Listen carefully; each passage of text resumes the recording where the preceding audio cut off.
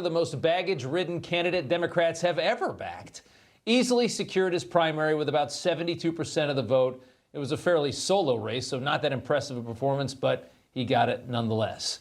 The next day, Trump laid into Platner, a spoiled rich kid who's cosplaying as a working-class hero, a man who proudly branded himself with a concentration camp guard tattoo for 19 years and then lied about it. A man who seems to constantly be cheating on his wife and has a shirtless profile picture on a social media app that was created for little kids. Take a listen. Yeah, watch that thug that's up in Maine. He's a thug. And they're trying to make excuses for him. I mean, he's worse than any human being that's ever run for office, probably. He's a cheap, no good person. And I watch these senators of the Democrats, and, well, we don't really know. You do know. I actually think the one in Maine is worse, because he's just an outright pig. He's like a pig. I don't want to stick him with that one, although I think pigs would be very upset about it.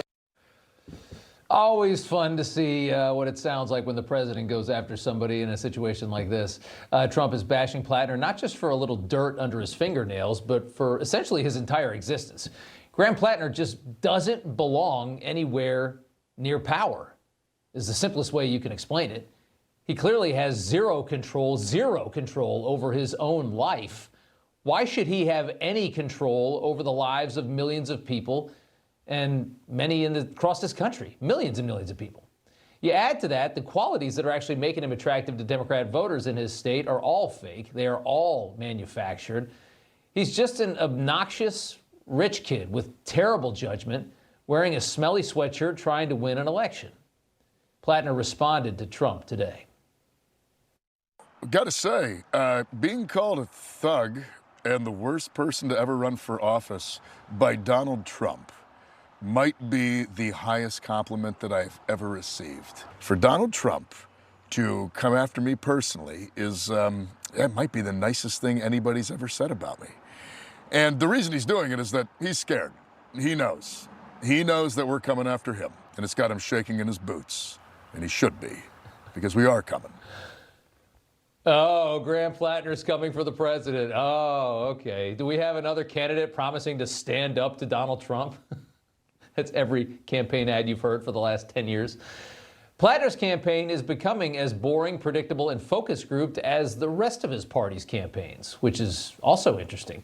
At least he was somewhat novel for a little bit. Here's Platner with a large group of women behind him wearing his collared shirt at a victory rally in Maine.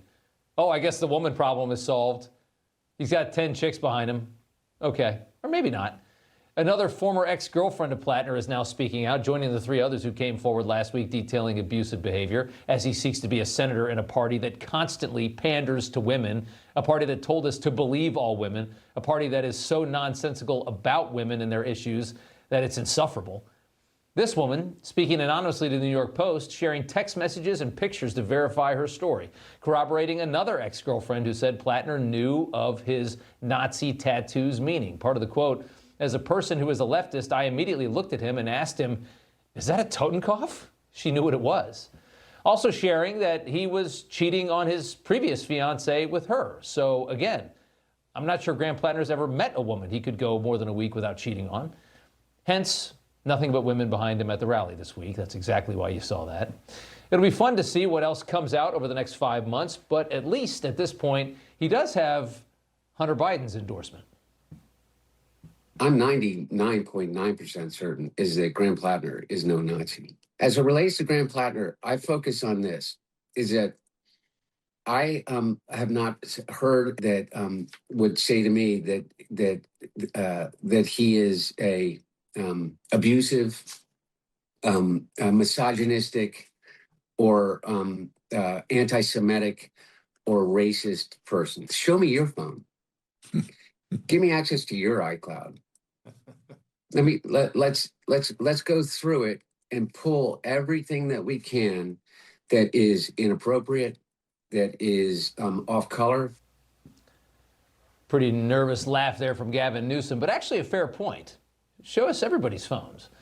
But just one problem with that, no matter how filthy a person's phone is, there are very few people out there that are actually proud to wear a symbol of the Holocaust. the murder of innocent millions of people, babies and women slaughtered. Very few people would ever put that on their body and wear it for 19 years and brag about it. So we can try and pretend like he's just a guy with a little grit. No, this is a really, really, really freaking crazy dude. You know, everybody's reporting the same stories, the same spin. You turn the channel, it's always the same. But not us, we're different. We report the real news, no spin, just the facts. Turn to us and you won't turn back. Tune in to Rob Schmitt tonight on Newsmax.